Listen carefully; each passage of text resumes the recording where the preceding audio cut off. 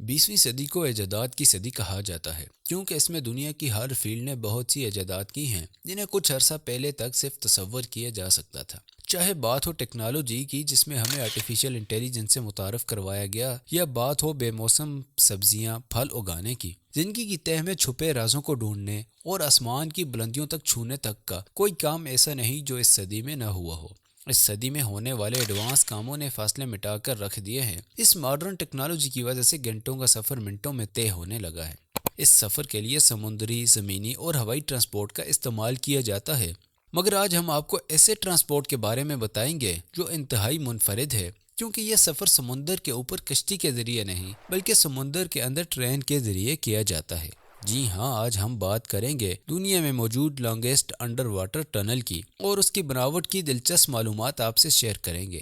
دوستو، موجودہ دنیا میں ملکوں کے درمیان ایک کمپٹیشن کا زمانہ ہے جس میں ہر ملک بہتر سے بہتر منصوبہ بنا کر ڈیولپمنٹل ریس میں آگے دوڑنا چاہتا ہے۔ جیسا کہ دنیا کی سب سے اونچی عمارت رکھنے کا اعزاز سب سے پہلے یونائٹڈ اسٹیٹس کے پاس تھا، اور تائیوان کے تائپی ٹاور سے ہوتے ہوئے اب دبئی کے پاس برج خلیفہ کی صورت میں موجود ہے، اسی طرح بہتر سے بہتر انفراسٹرکچر کی تعمیر پر بھی ہر ملک کام کر رہا ہے۔ اس قسم کا ایک شاہکار ہمیں انگلینڈ اور فرانس کے درمیان دیکھنے کو ملا جب اٹلانٹک اوشن کی ایک تنگ حصے انگلش چینل میں دونوں ملکوں کو ملانے کے لیے انڈر واٹر ٹنل بنائی گئی۔ ناظرین، 13,000 سال پہلے جب آخری آئس ایج ختم ہوئی تو اس نے انگلینڈ اور یورپ کو ایک دوسرے سے الگ کر دیا، اور ان کے درمیان اٹلانٹک اوشن کو ایک حصہ جسے آج انگلش چینل کہا جاتا ہے وہ بن گیا۔ ویسے تو یہ انگلش چینل کافی پھیلا ہوا ہے، مگر ایک پوائنٹ پر آ کر یہ اتنا تنگ ہے کہ وہاں انگلینڈ اور فرانس کے درمیان صرف 33 کلومیٹر کا فاصلہ ہے۔ تاریخ میں کئی بار اس فاصلے کو مٹانے اور برج بنانے کی کوشش کی گئی، مگر وہ ہر بار ناکام رہی کیونکہ اس وقت ٹیکنالوجی اتنی ایڈوانس نہیں تھی۔ لیکن 20ویں صدی کے آخر میں جب ٹیکنالوجی میں تیزی سے ترقی ہو رہی تھی تو دوبارہ انگلینڈ اور فرانس کو زمینی راستے سے جوڑنے پر غور کیا گیا۔ 1986 میں کافی تگ و دو کے بعد دونوں ملکوں میں اس چینل کے منصوبے پر معاہدہ ہو گیا۔ اس معاہدے کو چینل ٹنل کا نام دیا گیا، مگر اکثر اسے یورو ٹنل بھی کہا جاتا ہے۔ اس معاہدے میں یہ فیصلہ کیا گیا کہ فرانس اور انگلینڈ دونوں اپنی طرف سے اس چینل پر کام شروع کریں گے اور سینٹرل پوائنٹ پر دونوں حصوں کو کنیکٹ کر لیا جائے گا۔ یہ کام اتنا آسان نہیں تھا۔ سمندر کے اندر 38 کلومیٹر ٹنل بنانا بظاہر تو ایک ناممکن کام لگ رہا تھا۔ اسی وجہ سے کسی بھی کنسٹرکشن کمپنی نے اس منصوبے کے لیے حامی نہیں بھری۔ آخر کار اس منصوبے کے لیے 10 کنسٹرکشن کمپنیوں نے مل کر کام شروع کیا۔ اب سوچنے کی باری یہ تھی کہ آخر اس انڈر واٹر ٹنل میں ٹرانسپورٹ کون سی چلے گی۔ دونوں ملکوں کے میوچل ڈیسیژن کے بعد یہ فیصلہ کیا گیا کہ ٹنل کے 2 ٹرمینلز بنائے جائیں گے جس میں ریلوے لوپ چلے گی۔ اس کا ایک ٹرمینل فرانس کے شہر کلائس اور دوسرا ٹرمینل انگلینڈ میں فوکسٹون کے مقام پر ہوگا۔ اس ٹنل کی ٹوٹل لمبائی 56 کلومیٹر ہوگی، اس میں سے 38 کلومیٹر سمندر کے اندر والا حصہ ہوگا۔ دوستو، اس ٹنل کی کنسٹرکشن کا باقاعدہ کام 1986 میں شروع کیا گیا۔ اس کنسٹرکشن کے پہلے مرحلے میں ایک ٹنل بورنگ مشین کی مدد سے بڑی سرنگ بنائی گئی، جن میں کافی مشکلات کا سامنا کرنا پڑا کیونکہ اس سے پہلے اس قسم کا کوئی پروجیکٹ نہیں بنایا گیا تھا، لہذا اس بڑے سائز کی بورنگ مشین اویلیبل نہیں تھی۔ اس خاص مشین کو بنانے کا کام واشنگٹن میں موجود دی روبن کمپنی کے حوالے کیا گیا۔ اس کمپنی نے انتھک محنت کے بعد 800 فٹ لمبی اور 1500 ٹن وزنی یہ بورنگ مشین تیار کر لی۔ اس مشین کا ڈایا میٹر 50 فٹ تھا اور اس میں ٹنگسٹن کاربائڈ سے بنے شارپ ایج بلیڈز لگے ہوئے تھے۔ اس مشین میں لگی ہائیڈرولک لیگز کا کام مشین کو آگے کی طرف دھکیلنا تھا، اور سامنے سے ہٹایا جانے والا ملبہ یا مٹی اس مشین میں موجود کنویئر بیلٹ کے ذریعے سروس ٹرین تک پہنچائی جاتی تھی، اور وہ ٹرین اس ملبے کو ٹنل کے باہر تک پہنچاتی تھی۔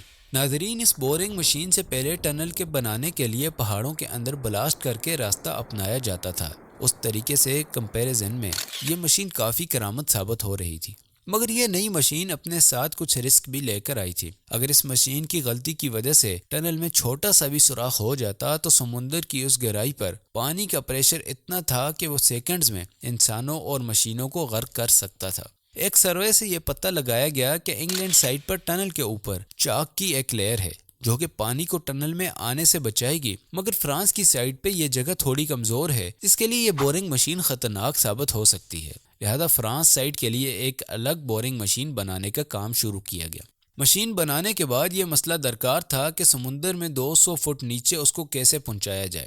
اس مسئلے کا حل یہ نکالا گیا کہ اس مشین کے پارٹس کو الگ کیا گیا اور ایک ایک کو سمندر کی تہہ میں منتقل کرنے کے بعد وہاں اس کو دوبارہ اسمبل کیا گیا، اور اس تمام پروسیس پر کئی مہینے اور کئی ملین ڈالرز کا خرچہ بھی آیا۔ دوستو، اتنی بڑی ٹنل میں سے نکلنے والے ملبے کو ڈسپوز کرنا بھی ایک بہت بڑا چیلنج تھا، کیونکہ یہ مشین ایک دن میں 750 اسکوائر فٹ پتھروں کو کریش کر کے باہر نکال رہی تھی، جس کی وجہ سے ہر گھنٹے میں 2400 ٹن ملبہ جمع ہو رہا تھا۔ انگلینڈ کی حکومت نے اس مسئلے سے نمٹنے کے لیے ایک اعلیٰ حل سوچا اور اس مسئلے کو فوکسٹون اور ڈوور کے درمیان شیکسپیئر کلف کے نیچے سیم فائر ہو نامی کنٹری پارک بنانے کے لیے استعمال کیا، جبکہ فرانس سائڈ کی طرف سے پروڈیوس ہونے والا کیچڑ جیسا ملبہ پنگیون ویلی میں ڈال کر ایک آرٹیفیشل لیک بنایا گیا۔ جیسے جیسے بورنگ مشین آگے بڑھتی جاتی، پیچھے بننے والی ٹنل کو کنکریٹ سلیب سے کور کیا جاتا، کیونکہ اگر سافٹ ٹنل سے سمندر کا پانی راستہ بنا لیتا تو اسے روکنا ناممکن تھا۔ ایک اندازے کے مطابق اس چینل ٹنل میں 7.5 لاکھ کنکریٹ سلیبس کا استعمال کیا گیا، جن میں سے ہر ایک کنکریٹ 40 ٹن وزنی تھا۔ ان کنکریٹ سلیبس کو سروس ٹرین کے ذریعے ٹنل کے اندر پہنچایا جاتا، جہاں ایک اسپیسیفک مشین انہیں اپنی جگہ پر فٹ کرتی، اور اس طرح ٹنل کا اندرونی حصہ ان سے کور ہو کر سیکیور ہو جاتا۔ دوستو، اس سارے کنسٹرکشن ورک میں سب کو جس وقت کا انتظار تھا وہ یہ تھا کہ کب دونوں ٹنلز آپس میں ملیں گی۔ اس بات کی ایکسائٹمنٹ کے ساتھ ساتھ خدشہ بھی موجود تھا کہ اگر دونوں بورنگ مشین سیدھی لائن میں بورنگ نہ کر رہی ہوں تو یقیناً یہ دونوں ٹنلز آپس میں نہیں مل سکیں گی۔ اس مسئلے کے حل کے لیے جدید ٹیکنالوجی کی مدد لی گئی، جس میں لیزر بیم گائیڈنس سسٹم کا استعمال کیا گیا۔ دونوں بورنگ مشینز پر ایک لیزر سسٹم موجود تھا اور دونوں ایک دوسرے سے وائرلیسلی کنیکٹڈ تھے۔ جیسے ہی ایک مشین اپنی لائن سے ادھر ادھر ہوتی، یہ لیزر بیم اسے ڈیٹیکٹ کر کے مین کمپیوٹر کو سگنل بھیجتا، جو کہ ہائیڈرولک جیک کی مدد سے بورنگ مشین کے ہیڈ کو دوبارہ ایکوریٹ پوزیشن میں لے آتا، جس سے دونوں مشینز ایک دوسرے سے الائن ہو جاتی۔ اس لیزر بیم سسٹم کی ایکوریسی کو چیک کرنے کے لیے آخری 100 میٹر میں مشینز کو روک دیا گیا اور ایک سٹیل راڈ دوسری طرف بھیج کر دوسری طرف ٹنل کی الائنمنٹ چیک کی گئی، اور کیلکولیشن پر صرف 10 انچ کا فرق سامنے آیا۔ اور بالآخر وہ دن آ گیا جب سینٹر کے آخری کچھ لیئرز کو ورکرز کے ہاتھوں ہٹوا کر دونوں ٹنلز کو جوڑا گیا اور ساتھ دونوں ملکوں کے پرچم ایکسچینج کیے گئے۔ اس عظیم منصوبے کی تکمیل پر بھرپور جشن منایا گیا، کیونکہ کئی عرصے سے دیکھا جانے والا خواب اب حقیقت بن چکا تھا۔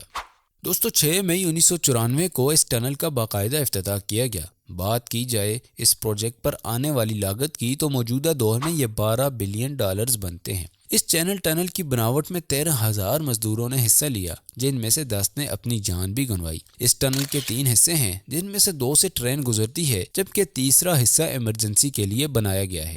آج کے دور میں روزانہ 60,000 پیسنجرز اس ٹنل سے سفر کرتے ہیں۔ ان کے علاوہ کارگو ٹرینز میں مختلف قسم کا سامان بھی ٹرانسفر کیا جاتا ہے۔